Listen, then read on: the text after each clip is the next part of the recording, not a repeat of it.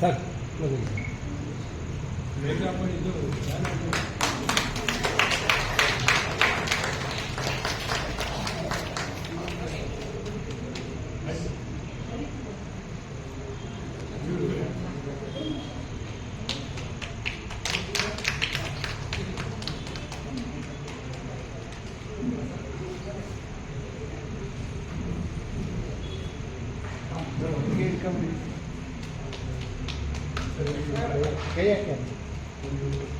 ಕೈನೇ ಹಾಕೋದಕ್ಕೆ ಇರೋಣ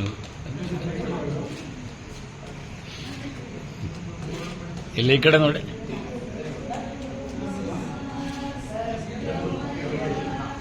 ಈಗ ಬಂದು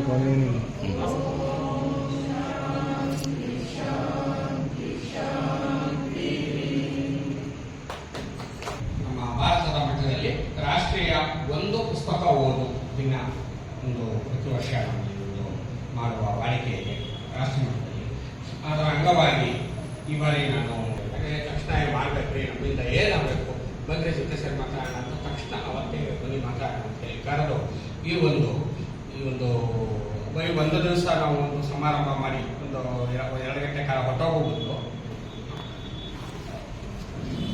ಜನರು ಪುಸ್ತಕವನ್ನು ನೋಡಲಿರಿ, ಪುಸ್ತಕದ ಮಧ್ಯೆನೇ ಆ ಸಮಾರಂಭ ನಡೆದ್ರೆ ಅದಕ್ಕೆ ಅರ್ಥ ಬರೀ ಸಮಾರಂಭದಲ್ಲಿ ಅರ್ಥ ಇಲ್ಲ ಅಂತ ಹೇಳಿದಾಗ ಹೂ ಉಚ್ಚಿ ತರಾತುರಿಯಾದರೂ ಕೂಡ ಕೊನೆಗಳಲ್ಲಿ ಇದನ್ನು ಮಾಡಿದ್ದೀವಿ. ಹಾಗಾಗಿ ಅದರ ಅಂಗವಾಗಿ ಕಳೆದ 5 ದಿವಸದಿಂದ ನಡೆದಿದೆ ಪುಸ್ತಕ ಪ್ರದರ್ಶನ ಹಾಗೂ ಉದ್ಘಾಟನೆಗೆ ನಿಮ್ಮನ್ನು ಕರೀಬೇಕು. ನಮ್ಮ ಉದ್ಘಾಟನಾ ಸಮಾರಂಭಕ್ಕೆ ಲತಾ ಮೋಹನ್ ಅವರು ಇರಬೇಕಾಗಿತ್ತು.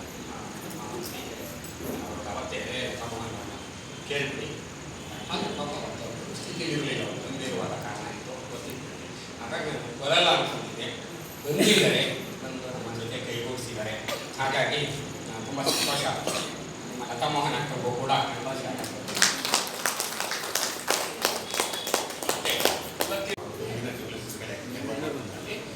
ಸೊ ಆ ಒಂದು 10 ಪುಸ್ತಕಗಳು ಮಕ್ಕಳಿಗೋಸ್ಕರ ಸರಳವಾಗಿ ದೊಡ್ಡ ಚಿತ್ರ ಹಾಕಬೇಕು, ಮೇಲೆ ಮಾಡಬೇಕು ಅಂತ ಒಂದು ಸಾಹಸವನ್ನು ಮಾಡಿದಾಗ ನನಗನ್ನಿಸ್ತು. ನಿನ್ನೆ ರಾತ್ರಿ ನನ್ನ ಕೈ ಸೇರಿತು ಡೈಲಿಯಿಂದ ಬಿಟ್ಟಾಗಿ. ಸೊ ಯಾತಕ್ಕೆ ಮಾಡಬಾರ್ದು ಅಂತ ನಾವು ಕೇಳ್ಕೊಂಡಾಗ ನಮ್ಮ ಎಲ್ಲ ಇವರು ಮಡಿಕೇರಿ ಹೋಗೋದೇ ಒಳ್ಳೆ ಕೆಲಸ, ಪುಸ್ತಕ ಬಿಡುಗಡೆ ಮಾಡೋಣ ಹೇಗಿದ್ರು ಕೃಷ್ಣೇಗೌಡರು ಬರ್ತಾ ಇದ್ದಾರೆ, ಅವರ ಹಾರೈಕೆ ನಮಗೆ ಸಿಗುತ್ತೆ. ಇದೇ ನಮ್ಮ ಒಳ್ಳೆಯ ಶಿಕ್ಷಕ, ಬರೀ ವೇದಿಕೆಯನ್ನು ಹೊರಗೆ ನಾವು ವೈಯಕ್ತಿಕವಾಗಿ ನಾನು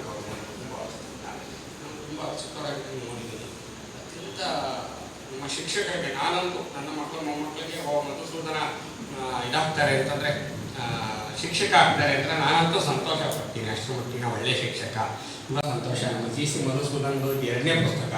ಅದಕ್ಕೆ ನಾವು ಅವಾಗಿಂದ ಹೇಳ್ತಾ ಇದ್ದೇವೆ, ಒಳ್ಳೆ ಪುಸ್ತಕ ಬರೆದಿದ್ದಾರೆ. ಅವರ ಸಣ್ಣ ಕಥಾ ಸಂಕಲನ ಹೋಮ್ವರ್ಕ್ ಓದಿ ತುಂಬ ಚೆನ್ನಾಗಿದೆ. ಗ್ರಾಮೀಣ ಹಳ್ಳಿಯಿಂದ ಬಂದ ಹುಡುಗ ಅವರು ಅದನ್ನು ಬರೆದಾಗ ನಾನು ಕೇಳ್ತಾ ಸ್ವಲ್ಪ ಕೆಲಸ ಚೆನ್ನಾಗಿ ಮಾಡಬೇಕು ಕಾಲತ್ತೇನು ಇಲ್ಲ. ಅವರು ವೃತ್ತಿಲಿ ಸಾಫ್ಟ್ವೇರ್ ಇಂಜಿನಿಯರ್ ವಾಸ್ತವದಲ್ಲಿ. ಅವರು ಸಾಹಿತ್ಯದ ಒಂದು ನಿಮಿಷ ಸರ್, ಈ ಕಡೆ ನೋಡಿ ಸರ್, ನಿಂತ್ಕೊಳ್ಳ ಪಕ್ಕದಲ್ಲಿ. ಹಾಂ, ಓಕೆ ಸರ್.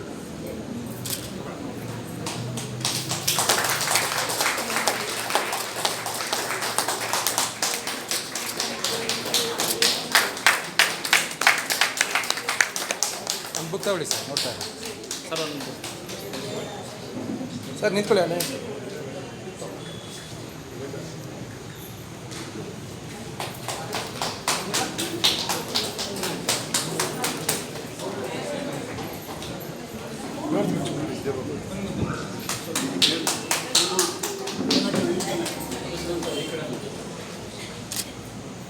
ಈ ಕಡೆ ಬಂದು